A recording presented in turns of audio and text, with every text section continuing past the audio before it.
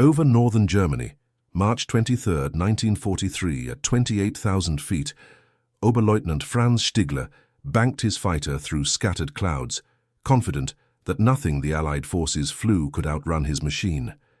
His ground controller had vectored him toward a contact, moving at impossible speed, and Stigler assumed the radar operator had made an error in calculation. After all, every Allied aircraft his squadron had encountered could be caught, engaged, and forced to turn back or face consequences. What Stigler and his fellow pilots believed that morning would be proven catastrophically wrong within the next 12 minutes, and the revelation would transform aerial strategy for the remainder of the conflict. Before we dive into this story, make sure to subscribe to the channel and tell me in the comments where you're watching from. It really helps support the channel. This is the story of how a wooden aircraft designed by unorthodox thinking shattered every assumption about what was aerodynamically possible, leaving an entire defensive network struggling to adapt to a machine that simply should not have existed. The mathematics seemed impossible on paper. Wing Commander Geoffrey de Havilland stood in his design office at Hatfield in late 1939, reviewing calculations that his senior engineers insisted violated fundamental principles. A military aircraft constructed primarily from wood, they argued, could never achieve the performance specifications he proposed. Metal construction had become the standard for a reason: strength, durability, predictability. Wood warped with moisture, weakened with age, and added weight that killed speed. Yet de Havilland studied the numbers differently. While his contemporaries saw limitations, he recognized an opportunity that the entire aviation industry had overlooked. The British manufacturing landscape in 1940 presented unique constraints that would accidentally create the perfect environment for radical innovation. Metal supplies were severely restricted, with aluminum and steel allocated to established aircraft production lines. The large aircraft manufacturers, Vickers, Hawker, Bristol, consumed available metal resources for proven designs. Meanwhile, Britain possessed thousands of skilled furniture makers, woodworkers, and craftsmen whose talents remained underutilized in the conflict effort. De Havilland perceived what others missed. These constraints could become advantages if someone designed an aircraft around available resources, rather than fighting for scarce materials. The proposal he submitted to the Air Ministry in October 1939 requested zero defensive armament, zero armor plating, and construction from a material most engineers associated with antiquated biplanes. In exchange, de Havilland promised performance that would make defensive systems unnecessary, a bomber that could simply outrun fighters. The initial response from military officials ranged from skepticism to outright dismissal. Air Marshal Freeman examined the proposal and noted that every successful modern military aircraft prioritized protection and firepower. Removing these elements, Freeman observed, seemed like regression rather than innovation. But de Havilland had performed calculations that accounted for factors his critics overlooked. A typical bomber of 1940 carried tons of defensive guns, ammunition, armor plate, and additional crew members to operate defensive systems. The American bombers being developed would eventually carry up to 13 defensive positions with corresponding weight penalties. Each defensive gun added approximately 300 pounds. Armor plating protecting crew positions added another 1,000 pounds. The crew members manning defensive stations added their body weight plus equipment. When de Havilland totaled these defensive components, he arrived at a figure exceeding 4,000 pounds on heavy bombers. His radical proposal eliminated all of it.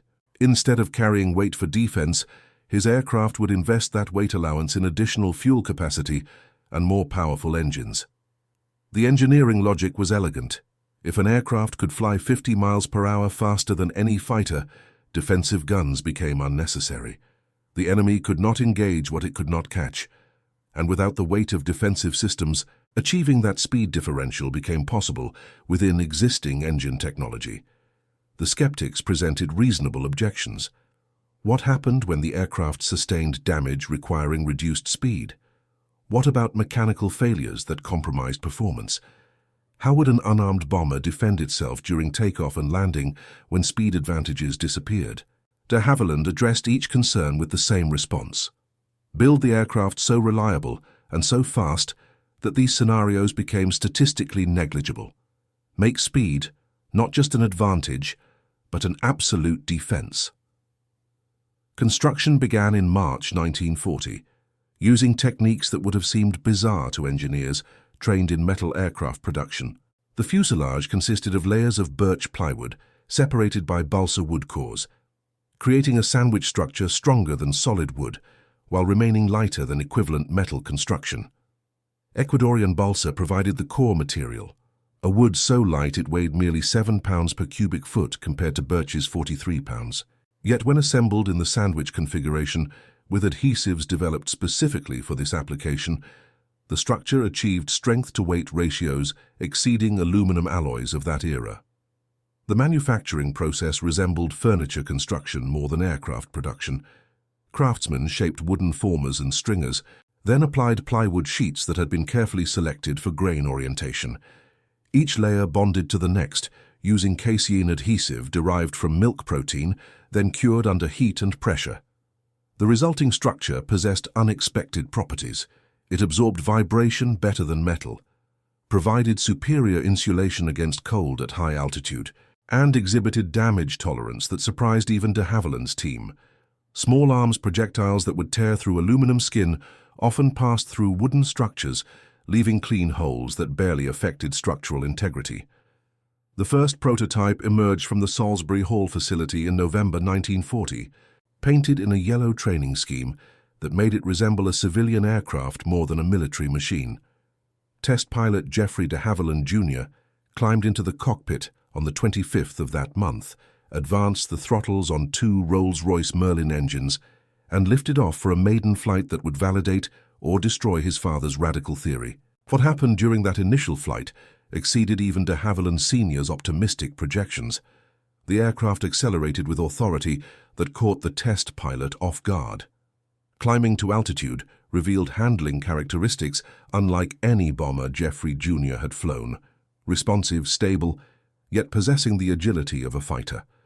When he pushed the throttles forward in level flight, the airspeed indicator climbed past 350 miles per hour, then past 360, finally stabilizing at 388 miles per hour.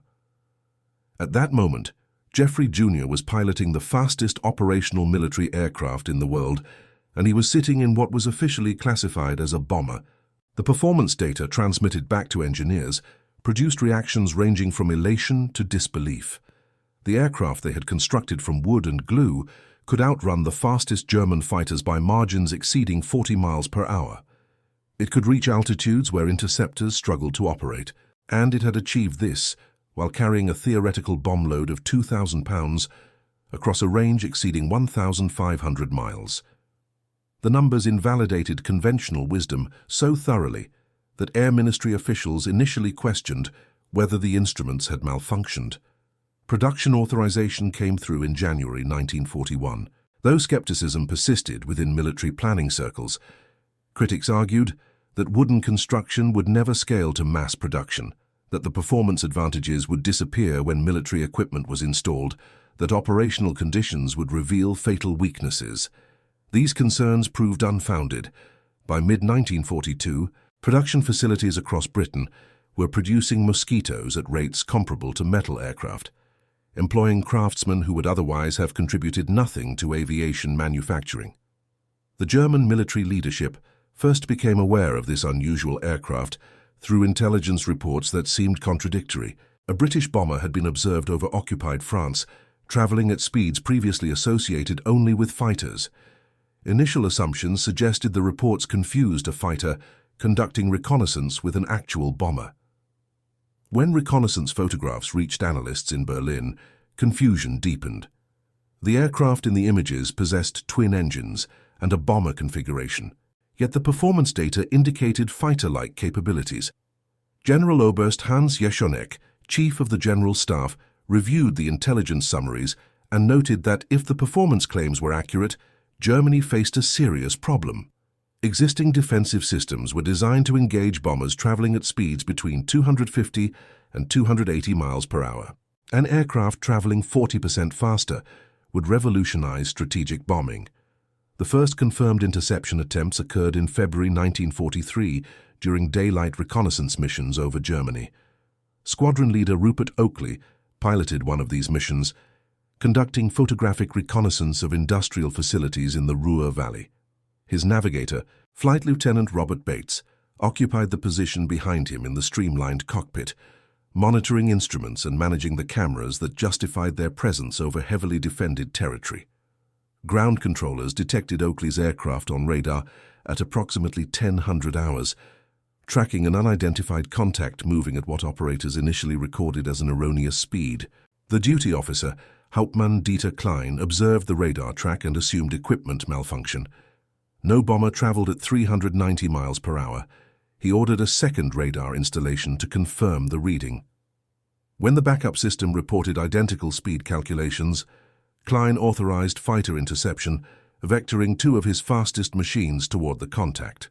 Oberleutnant Franz Stiegler received the intercept coordinates while patrolling at 25,000 feet. His wingman, Feldwebel Hans Weber, formed up on his right as they turned toward the indicated position. Both pilots flew machines representing the pinnacle of German fighter development in early 1943. Well-armed, highly maneuverable, and capable of speeds approaching 380 miles per hour in level flight. Against every bomber in Allied service, these machines held decisive advantages. Stiegler anticipated a routine interception, close to firing range, force the bomber to turn back or face consequences, return to patrol. What appeared ahead of them contradicted expectations so completely that Stiegler later reported questioning whether his vision had temporarily failed. The aircraft his ground controller had vectored him toward possessed a distinctive twin-engine configuration and clear bomber silhouette, yet it was pulling away from him. Stiegler advanced his throttles to maximum power, feeling his fighter accelerate to its absolute limit. The distance between his aircraft and the target stabilized, then slowly increased. He was flying at his machine's maximum possible speed, and the bomber ahead was casually outrunning him. Inside the Mosquito, Oakley noticed the fighters approaching from his 7 o'clock position. He informed Bates of the contact, then simply maintained course and speed. There was no defensive maneuvering, no desperate climb or dive, no call for fighter escort. Oakley watched his instruments and allowed his aircraft to do what it was designed to do: fly faster than anything pursuing it. The fighters behind him grew smaller in his mirrors, their pilots discovering that speed alone could not bridge the performance gap. After approximately 4 minutes of futile pursuit, the German fighters broke off, their fuel states making continued chase impossible. Stiegler returned to his base at Jever with a combat report that his commanding officer initially refused to file. A bomber had outrun his fighter in level flight. The statement seemed to indicate either mechanical failure of Stiegler's aircraft or significant pilot error. Only when Weber corroborated the account did the report proceed up the command chain, where it joined similar reports accumulating from units across northern Germany. The uncomfortable truth was becoming impossible to deny. The Allied forces had deployed an aircraft that rendered existing interception strategies ineffective. Intelligence officers attempted to rationalize the observations. Perhaps these were modified fighters stripped of armament to achieve reconnaissance speed. Perhaps favorable winds had created illusory speed advantages. Perhaps the radar speed calculations were systematically incorrect. Each explanation collapsed under accumulating evidence. Reconnaissance photographs showed clear bomb bay doors on the aircraft. Weather data indicated no unusual wind conditions. Multiple radar installations and pilot observations confirmed consistent performance that exceeded German fighter capabilities by margins too large to explain away. The Mosquito operations expanded throughout 1943, each mission adding to German frustration. The aircraft appeared over targets in broad daylight, photographed facilities with impunity, then departed before defenses could respond effectively. Night missions proved even more problematic. The wooden construction made the Mosquito nearly invisible to the radar systems that guided German night fighters. Wood reflected radar waves differently than metal, creating returns so weak that operators often missed the aircraft entirely until it had already departed the area. Major Friedrich Lang commanded a night fighter unit based at Vechta when he first encountered Mosquitoes operating in his sector. Lang was an experienced pilot with 14 confirmed victories against British bombers, and he understood the rhythms of night combat intimately. When his ground controller vectored him toward a contact in April 1943, Lang expected another engagement similar to those he had conducted dozens of times before. Approach from below and behind, close to visual range, identify the target, then execute the attack. His radar operator, Feldwebel Otto Schmidt, struggled to maintain contact with the target. The radar return kept fading in and out, appearing briefly, then vanishing from the scope.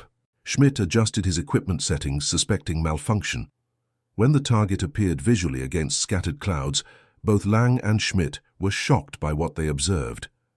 The aircraft ahead showed no exhaust flames from its engines, an impossibility for any machine using reciprocating engines. Only later would German intelligence determine that Mosquito exhaust systems included shrouds that masked the visual signature that made other bombers visible from miles away at night.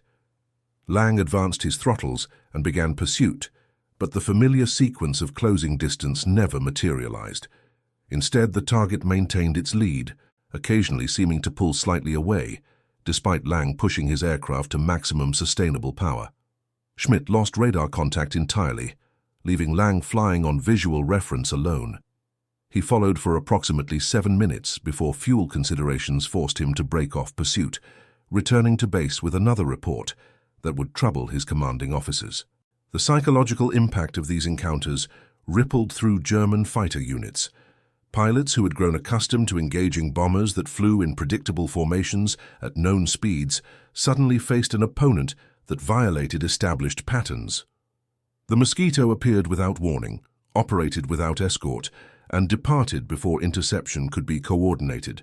Fighter pilots found themselves flying missions where success was measured not by victories, but by rare occasions when they merely got close enough to identify the target before it disappeared. Squadron leader Anthony Walsh flew Mosquitoes on reconnaissance missions throughout the summer of 1943, accumulating operational experience that provided insight into the aircraft's remarkable capabilities. Walsh had previously flown slower reconnaissance aircraft and appreciated the transformation the Mosquito represented. In older machines, survival depended on staying low, avoiding detection and hoping fighters did not appear. In the Mosquito, survival became almost assured through speed alone. Walsh described the experience in a letter to his wife as flying, knowing that safety was always available. Simply push the throttles forward and leave any threat behind. The confidence this generated among Mosquito crews contrasted sharply with the experience of crews flying other types. Heavy bomber crews faced missions knowing that fighters would engage them, that defensive guns offered only modest protection, that survival rates demanded luck alongside skill. Mosquito crews faced missions knowing that if they maintained their aircraft properly and flew according to procedures, interception was statistically unlikely. This psychological advantage translated into operational effectiveness that exceeded what raw performance numbers suggested. German defensive planners faced an increasingly difficult problem. The standard solution to fast aircraft involved developing faster fighters, but the performance margins required were substantial. Creating a fighter 40 miles per hour faster than the Mosquito demanded significant engineering advancement, extensive testing, and manufacturing time measured in years. Meanwhile, Mosquitoes were operating immediately, conducting missions that fed intelligence gathering, precision targeting, and operational planning for larger Allied efforts. Alternative solutions emerged from desperate brainstorming. Could anti-aircraft artillery be positioned to create unavoidable engagement zones? Analysis indicated the Mosquito's altitude capability and speed made artillery solutions impractical. By the time shells reached altitude, the target had moved far beyond the detonation point. Could radar-guided systems provide more effective response? The weak radar return from wooden construction made guided weapons unlikely to acquire targets reliably. Could faster climbing fighters be positioned to intercept before Mosquitoes reached operational altitude? Testing showed that even optimal climb interceptions provided only marginal opportunities given the Mosquito's acceleration capabilities. The production numbers behind the Mosquito program revealed capabilities that compounded German difficulties. By the end of 1943, British factories were producing approximately 160 Mosquitos monthly, with production rates increasing rather than plateauing. Each aircraft represented not just a platform, but a complete operational system: reconnaissance, precision attack, night fighting, pathfinding, and strategic bombing roles could all be fulfilled by variants of the same basic design. This versatility meant that production concentrated on a single airframe that served multiple purposes, rather than manufacturing specialized aircraft for each mission type. Flight Lieutenant David Shannon flew Mosquitos on precision attack missions that exploited the aircraft's unique combination of speed and low-altitude handling. Shannon's targets included specific buildings, railway junctions, and communication centers that required accuracy impossible from high-altitude bombing. The Mosquito allowed him to approach at very low altitude, where terrain provided concealment, then climb rapidly to attack altitude, release weapons with precision, and accelerate away before defensive systems could respond effectively. Shannon described this type of operation as combining the advantages of surprise, speed, and accuracy into a single mission profile that conventional bombers could not replicate. One particularly notable mission occurred in January 1944, when Shannon was tasked with neutralizing a specific administrative building in The Hague that German forces used for coordination purposes. The building stood in a residential area, making collateral damage a serious concern. Heavy bombers could not conduct this attack without risking significant civilian casualties. Shannon studied reconnaissance photographs, planned his approach route using landmarks visible at low altitude, and briefed his navigator on timing requirements measured in seconds. The mission execution demonstrated what the Mosquito made possible. Shannon approached at 50 feet above ground level, following roads and railways that provided precise navigation references. The first indication German observers had of his approach was the sound of his engines. By the time they looked up, Shannon had already climbed to attack altitude, released his weapons with precision that placed them through the target building's windows, and begun his acceleration away from the area. Total time over the target, approximately 8 seconds. The building was neutralized with no collateral damage to surrounding structures, and Shannon's aircraft was beyond defensive engagement range before anyone could coordinate a response. German after-action reports from this attack revealed the frustration these operations created. Multiple defensive positions were located within 2 miles of the target, including anti-aircraft batteries and observer posts. None engaged effectively because the Mosquito appeared and departed so rapidly that coordination became impossible. The psychological impact extended beyond the military units involved.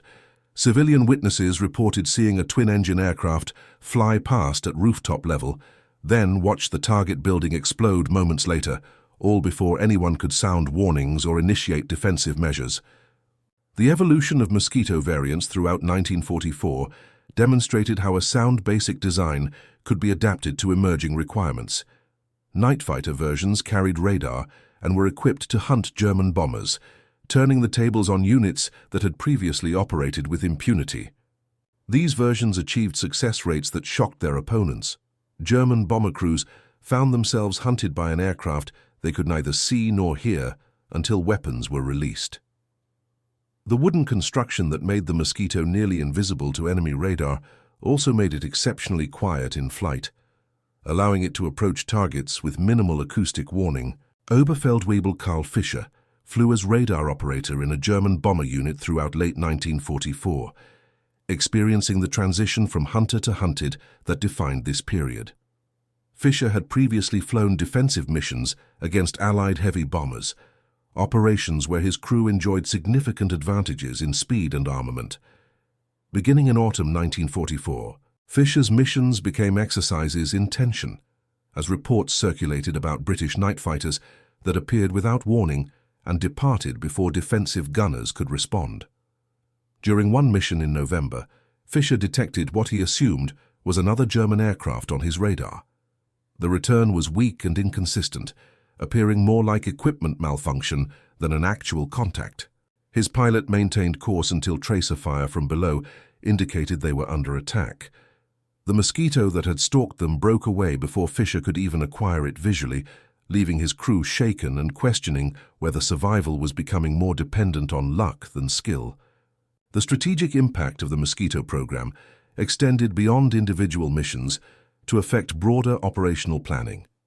The ability to conduct reconnaissance missions with near certainty of success meant that Allied planners received current intelligence about targets, defenses, and damage assessment that guided larger operations. Precision attacks against specific infrastructure created disruptions that degraded German capabilities without requiring the massive bomber formations that suffered heavy losses.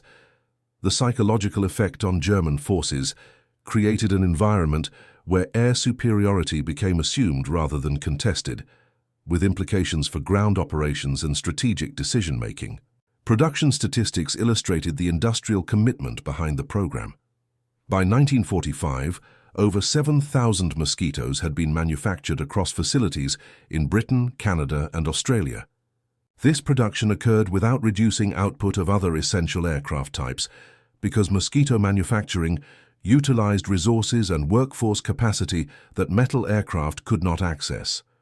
The furniture makers and woodworkers who built Mosquitoes represented additional manufacturing capability that complemented rather than competed with traditional aircraft production.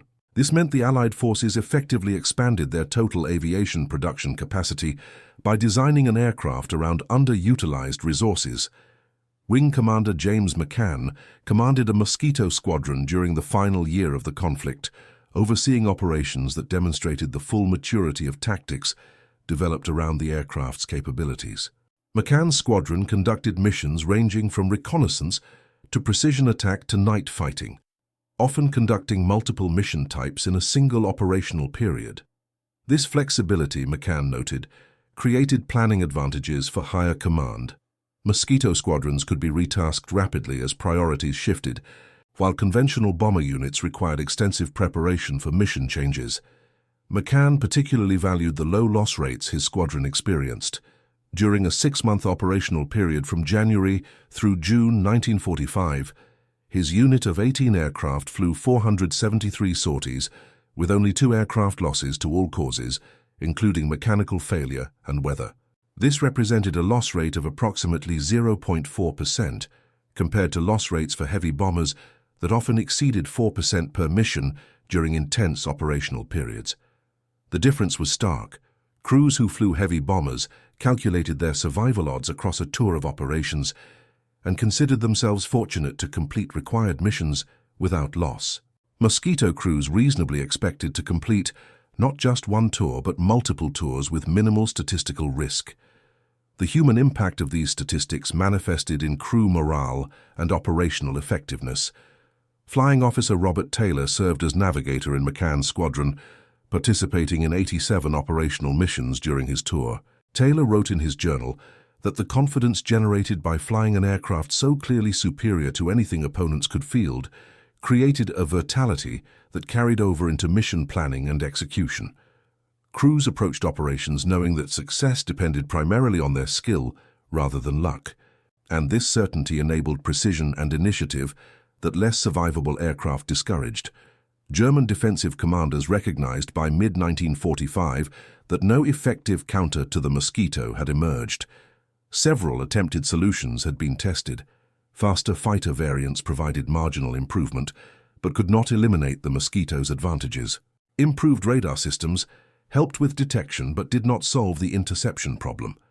Tactical adjustments like standing patrols consumed fuel and pilot resources without proportional results.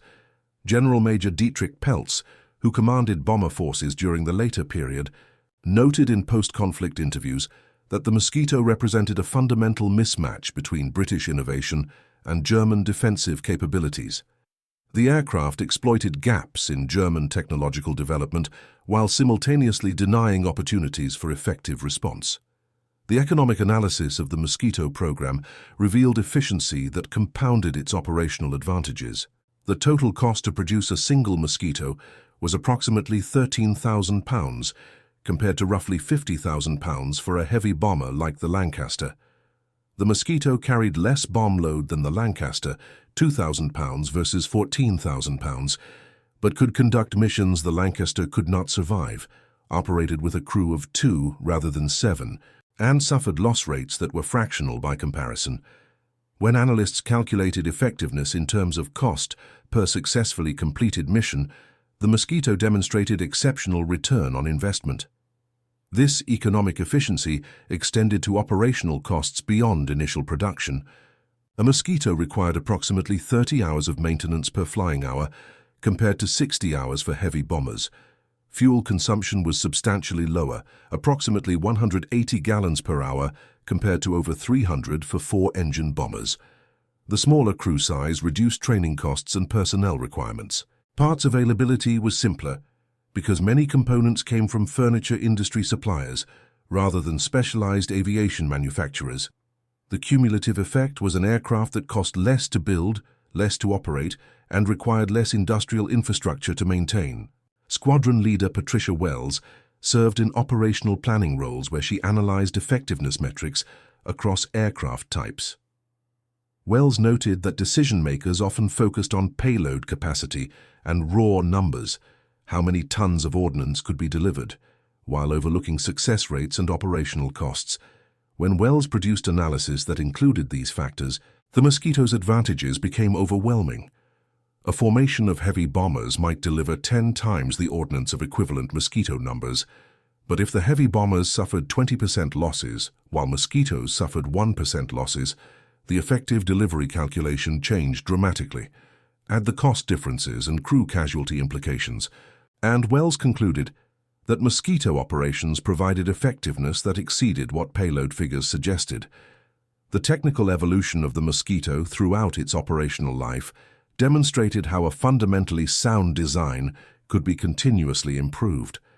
Early versions flew at 380 miles per hour. Later variants exceeded 415 miles per hour through engine improvements and aerodynamic refinement. Weapons capabilities expanded from 2,000-pound bomb loads to 4,000-pound capacity in specialized versions. Range increased from 1,500 miles to over 2,000 miles through fuel system modifications. Yet all these improvements emerged from the same basic airframe, indicating that de Havilland's original design possessed inherent capability that could accommodate substantial performance growth. Flight Lieutenant Thomas Morrison flew both early and late Mosquito variants during his operational career, providing first-hand perspective on the evolution. Morrison noted that early Mosquitoes had felt fast and capable. Later variants felt untouchable. The performance margins that provided safety in 1943 became overwhelming advantages by 1945.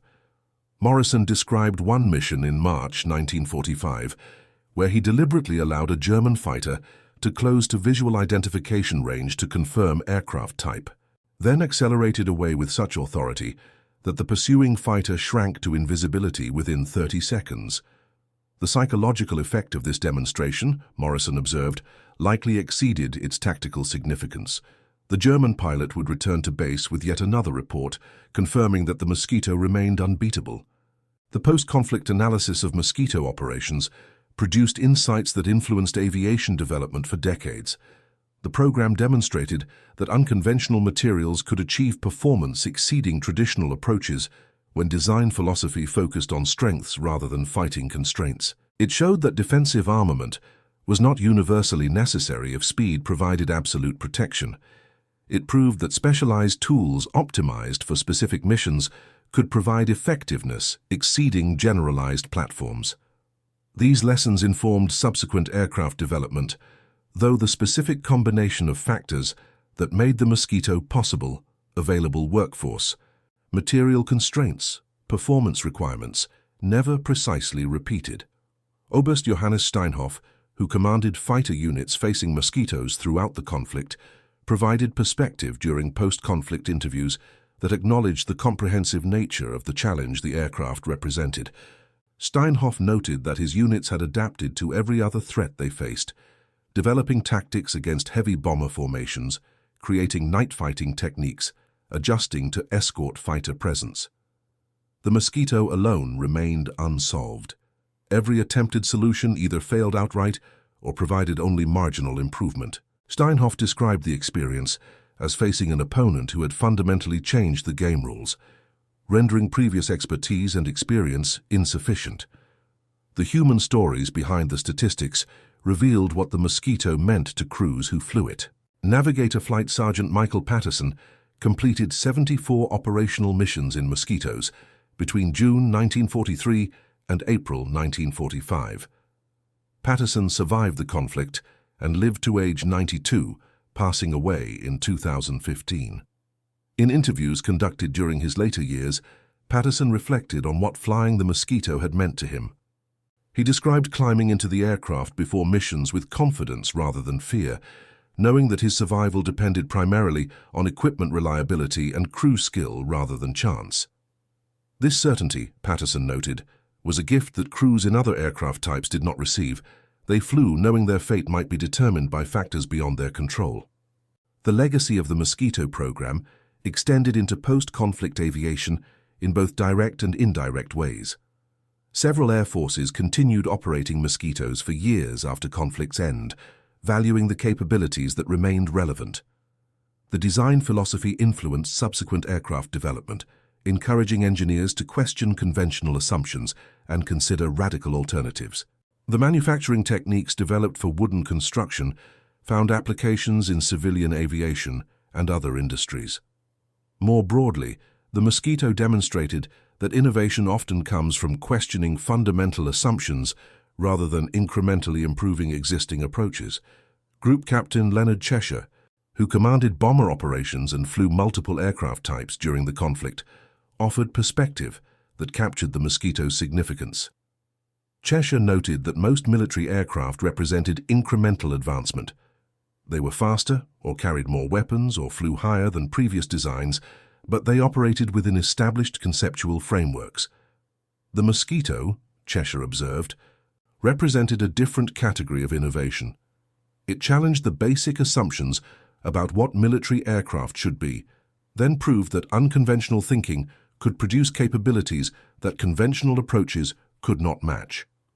This type of innovation, Cheshire suggested, was rare and valuable precisely because it expanded the realm of what seemed possible. The final operational missions flown by Mosquitos in the European conflict occurred in early May 1945, conducting reconnaissance that confirmed the collapse of organized resistance. These missions represented the culmination of a program that had begun with skepticism and proven its value through thousands of successful operations. The crews who flew those final missions carried forward the legacy of innovation, courage, and unconventional thinking that the Mosquito represented. They had flown an aircraft that changed strategic calculations, that enabled missions previously impossible, and that demonstrated how radical innovation could emerge from constraints, when talented people questioned assumptions and pursued solutions that others dismissed as impractical. The story of how German fighters discovered they could not catch a wooden bomber traveling at 400 miles per hour remains instructive decades later.